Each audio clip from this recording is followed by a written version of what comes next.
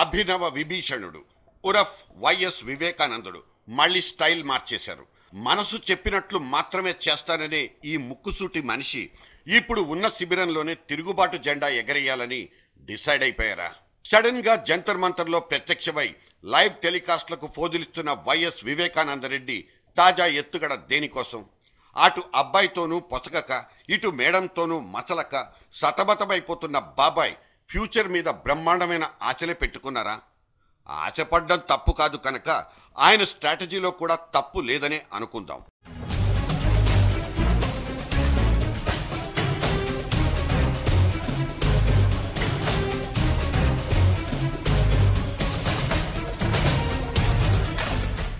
అన్నయ్య మంచి ఫామ్ లో ఉన్నప్పుడు ఈ ప్రియమైన తమ్ముడికి ఎటువంటి ఢోకా లేకపోయింది. అప్పుడప్పుడు అలకలు ఆవేశాలు కనిపించినా ఆ కాలంలో తమ్ముడి ప్రభలు బాగానే వెలిగిపోయేవి. రాష్ట్రాన్ని కంటతడి పెట్టించిన పావురాలగుట్ట ట్రాజడీ తర్వాత నుంచి సహజంగానే ఈ తమ్ముడి కథ కూడా అడ్డం తిరిగేసింది.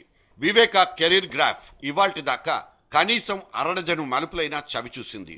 ఓదార్పు సందడితో పండగ చేసుకుంటూ తెగ స్వింగులోకొచ్చిన అన్న కొడుకుతో విభేదించి మాతృ పార్టీలోనే కంటిన్యూ కావాలనుకున్న వైఎస్వి అప్పట్లో ఒక రాజకీయ పెను సంచలనం.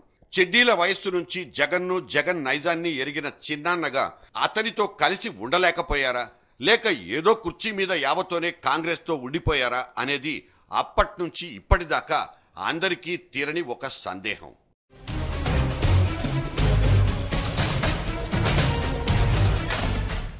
అన్న కొడుకుతో జరిపిన రాయబారపు సీన్ల తర్వాత బయటకొచ్చి మీసం మెలేసిన ఈ భలే బాబాయ్ రేపటి నుంచి తన పవరేంటో చూపిస్తానంత భయానకమైన డైలాగ్ కొట్టేశారు.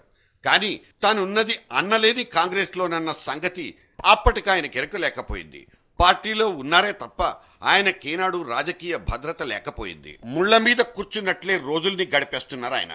పరమపద సోపానంలో పావులా పైకి కిందకి ఊగుతున్నారే తప్ప ఎదుగు బొదుగు కనిపించడం లేదన్నది వివేక సానుభూతి పట్ల వాదన వేదన. మండలి మెట్లెక్కించి ఎమ్మెల్సీ కుర్చీలో కూర్చోబెట్టిన, ఆర్థిక శాఖంత కీలకమైన వ్యవసాయ పోర్ట్ఫోలియోనిచ్చి 2.5 కోట్ల మంది రైతుల సంక్షేమాన్ని భుజాల మీద పెట్టిన సదరు ఉబ్బిబ్బు తబ్బిబ్బు శాశ్వత ప్రాతిపదికన మాత్రం నిలబడలేదు. ఒక చేత్తో మమతానురాగాల్ని కురిపించిన అధిష్టానం ఇంకో చేత్తో తన జాదూతనాన్ని రుజువు చేసుకుంది. కడప ఉప ఎన్నికలొచ్చి డ్రామాటికల్ గా బాబాయిని కుర్చీ నుంచి వేరు చేసింది. సీతమ్మ లాంటి వదిలి మీదకే పోటీకి దిగిన మరిది గారికి పులివెందుల ఓటరు ఓటమి బాధనే మిగిల్చాడు. ఓడిపోతే కేబినెట్ పోస్టు వదిలేసుకుంటానన్న మాటకు కట్టుబడి తాను కూడా త్యాగధనుడిగానే మిగిలిపోయాడు. ఇప్పుడు వివేకానందరెడ్డి అంటే ఫ్యూజులుడిపోయిన ఒట్టి మనిషి. పార్టీ పోస్టు గాని కేబినెట్ కుర్చీ కానీ ఏదీ ఆయన చేతిలో మిగల్లేదు. వైఎస్ తమ్ముడిగా కాంగ్రెస్ లోనే ఉండిపోయి పార్టీకి అంతో ఇంతో సానుభూతి గాలుల్ని ప్రసాదిస్తున్న వివేకానందరెడ్డి సైతం తనకు రాజకీయపు ఉనికి అవసరమని గ్రహించేశారు. మొన్నటికి మొన్న రాజ్యసభ సీట్ల కోసం పార్టీలో తొక్కిసలాట జరుగుతుంటే సైలెంట్ గా ఢిల్లీ వెళ్లి సోనియాతో మంతనాలాడి బయటకొచ్చారు. మండలి సీటు పోయింది, మంత్రి పదవి పోయింది, నన్ను అందరూ బలిపశువంటున్నారు, మీరే ఏదో న్యాయం చేయండి అంటూ సోనియమ్మతో మొరపెట్టుకున్నట్లుగా వార్తలొచ్చాయి. ఇన్సూరెన్స్ లాంటిది మనకేం గతంలో ఎప్పుడు ఇవ్వలేదు, కానీ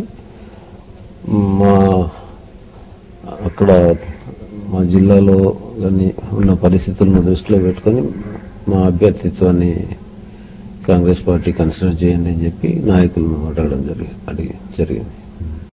ఈసారి రాజ్యసభ దక్కే తీరుతుందన్న ఆయన స్వప్నంగానే మిగిలిపోయింది. కట్ చేస్తే వివేక వ్యూహం మళ్లీ మారింది. పోరాడితే పోయేదేముందంటూ సీమ హక్కుల పేరుతో కొత్త కాజ్ నెత్తికెత్తుకున్నారు. జంతర్ మంతర్లో దీక్షకు దిగేశారు. తెలంగాణ కంటే రాయలసీమ బాగా వెనకబడిందన్నది వివేక ఒపీనియన్. స్పెషల్ ప్యాకేజీలిచ్చి ఆదుకోవాలన్నది వివేక విన్నపం. ఈ దీక్షలు, ఈ గావు కేకలు మీ కడుపు మంట నుంచి, మీ అసంతృప్తి జ్వాలల నుంచి పుట్టినట్లు అనుమానించొచ్చా?